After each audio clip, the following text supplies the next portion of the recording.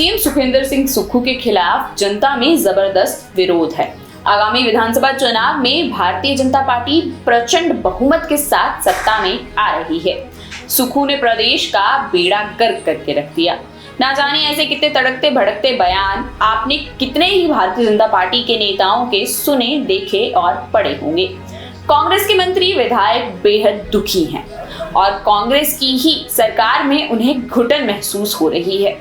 ये भी हाल फिलहाल आपके कानों तक भारतीय जनता पार्टी के नेताओं की आवाज जरूर पहुंची होगी, पर आज जो भारतीय जनता पार्टी में हुआ वो कुछ और ही साबित कर रहा है।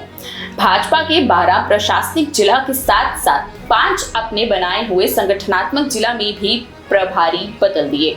यानी जिस तरह से एक पुरानी मशहूरी में घर के तमाम बल्बों को बदलने के लिए कहा जाता था कि घर के सारे बल्ब बदल डालूंगा, आज भारतीय जनता पार्टी ने भी 17 जिला के पॉलिटिकल बल्ब बदल डाले।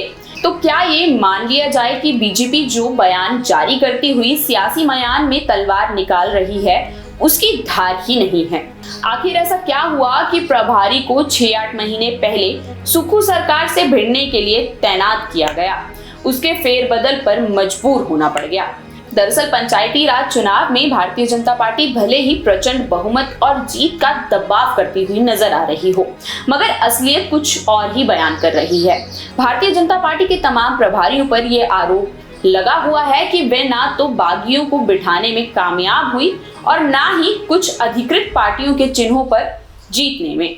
माना जा रहा है कि पंचायती राज चुनाव में ही अगर यहाँ पर प्रभारी पार्टी पर ही भारी पड़ गए तो साल 2027 में क्या ही उम्मीदें जताई जा सकती हैं। यानी नो परफॉर्मेंस नो रिजल्ट के फॉर्मूले ने भारतीय जनता पार्टी को यह एहसास दिला दिया है कि अगर यही आलम रहा तो आगामी विधानसभा चुनाव में सही नहीं होगा। असल में पंचायती राज चुनाव में जब भारतीय जनता पार्टी के कैडर के बीच बगावत चरम पर थी, तब भी भारतीय जनता पार्टी ने चुनाव में बगावत कर उतरे अपने कई नेताओं को ठीक चुनाव से पहले ही पदभार मुक्त कर दिया। यानी कलेश दर कलेश में लेश मात्रा भी कामयाबी भारतीय जनता पार्टी को नहीं मिल पाई और कई जगह पर कांग्रेस अपनी जगह बनाने में कामयाब हो गई थी। अब माना जा रहा है कि Bharatiya Janata party ultra sensitive mode में आ गई है। खुद ही देख लीजिए, नन्हे से नूरपुर जिला पर प्रभारी उन सुरेश चंदेल को बना दिया गया है जो 2 बार भारतीय जनता पार्टी के प्रदेश अध्यक्ष और 3 बार सांसद रह चुके हैं। खबर ये भी आ रही है कि चंद रोज पहले जब शिमला में भारतीय जनता पार्टी की कोर मीटिंग की बैठक की गई थी, तब उसमें उछलकर ये सवाल भी आया था कि आखिर भारतीय जनता पार्टी वो परचम क्यों नहीं लहरा पाई जिसकी उम्मीद की जा रही थी।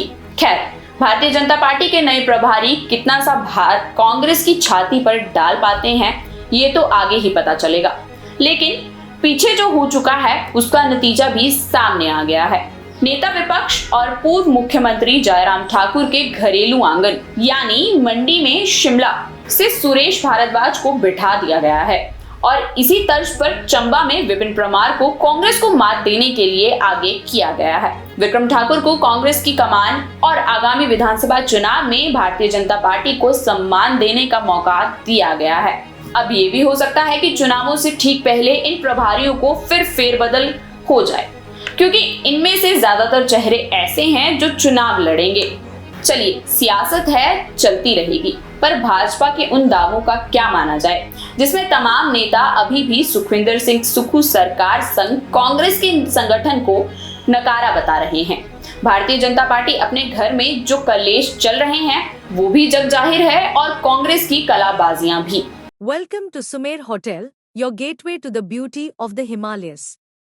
Nestled in the serene hills of Sarahan, Sumer Hotel offers the perfect blend of comfort, elegance, and breathtaking mountain views. Wake up to spectacular sunrises, relax in spacious and beautifully designed rooms, and enjoy every moment surrounded by nature. Whether you're planning a family vacation, a romantic escape, or a peaceful retreat, Sumer Hotel provides an unforgettable experience. Indulge in delicious cuisine, warm hospitality, and world-class comfort. Discover the charm of Sarahan.